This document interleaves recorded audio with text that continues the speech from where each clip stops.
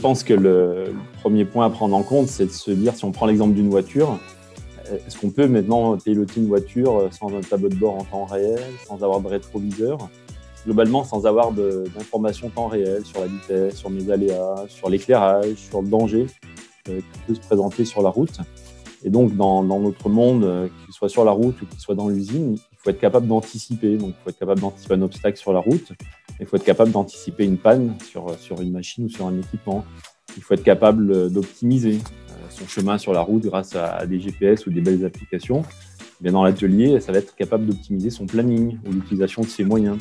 Il va falloir être capable de réagir à un obstacle, encore une fois, sur la route ou un aléa dans l'atelier ou dans une usine. Et pour ça, il faut être alerté. Bref, moi je dirais qu'on ne peut pas piloter une usine en 2021 comme on pilotait une 2 chevaux à l'époque, même si cette voiture avait de superbe qualité, quelle qu'elle soit. Aujourd'hui, il faut conduire son usine avec les outils qui sont à disposition et le numérique n'est que là pour apporter de l'aide au pilotage de son usine.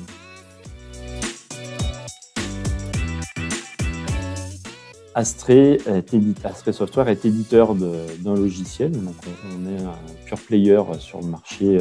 Donc on a un seul logiciel de MES qui s'appelle Akiweb. Donc MES, ça veut dire Manufacturing Enterprise System, ou plus simplement un logiciel de digitalisation des opérations de production.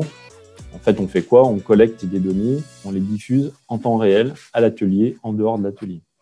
Donc, c'est un outil qui va apporter de la visibilité pour permettre aux acteurs de la production de se focaliser sur des plans d'action plutôt que sur la construction d'indicateurs.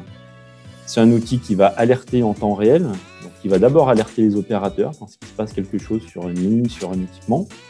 Il va alerter le manager en cas d'un dysfonctionnement particulier, mais y compris lorsque le manager il est hors usine, c'est-à-dire qu'il disposera d'une application sur son smartphone, sur son mobile, de monitoring de son usine, et donc avec le moindre incident ou aléa tel qu'il l'aura configuré, il pourra être notifié sur son téléphone, donc ce qu'on appelle la notification push.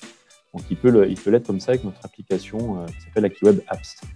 Et puis on va alerter sur le planning, c'est-à-dire que s'il y a un dysfonctionnement ou une anomalie au niveau du planning, les personnes qui construisent ce planning, ils auront les outils pour être alertés aussi dans la phase même de construction du planning. On va alerter la logistique s'il y a des problèmes d'approvisionnement de lignes pour éviter des lignes qui soient arrêtées par une rupture de composants, par exemple.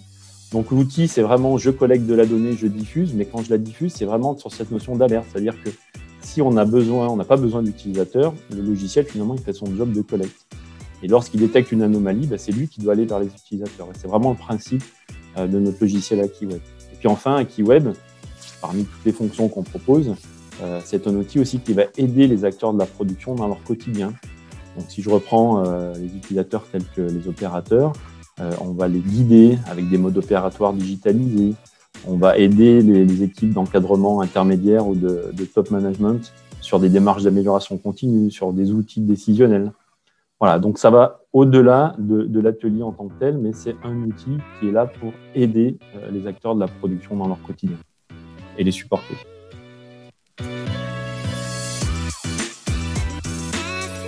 Il faut faire la distinction entre l'innovation technologique et l'innovation d'usage. Et nous, on travaille vraiment sur les deux éléments.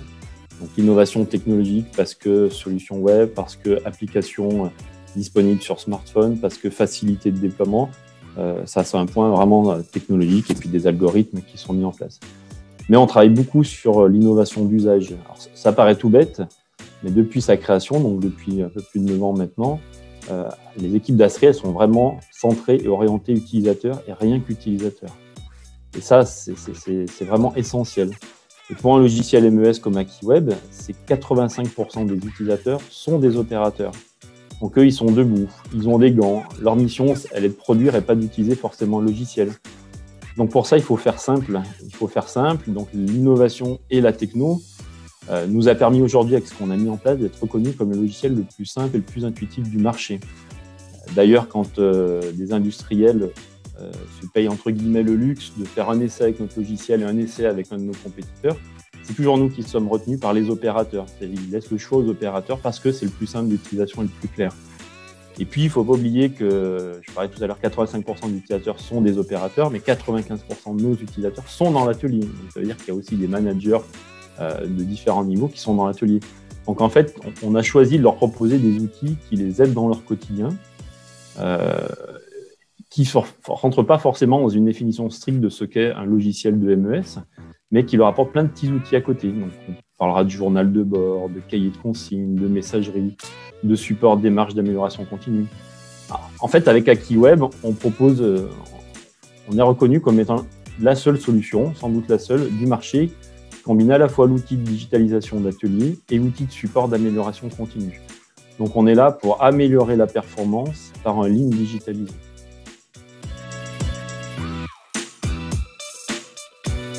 J'allais dire que dès le 17 mars de l'année dernière, on a des clients qui ont réussi à faire un usage du logiciel qui n'était pas forcément prévu dès le départ, il faut bien se l'accorder, qui était de pouvoir piloter son usine à distance. Ce n'était pas dans les problématiques d'avant mars 2020, ça l'est devenu tout de suite après, mais des clients ont pu mettre en télétravail des équipes de méthode, des équipes planning, des équipes de management de la production dès le 17 mars parce qu'ils avaient un outil comme le nôtre.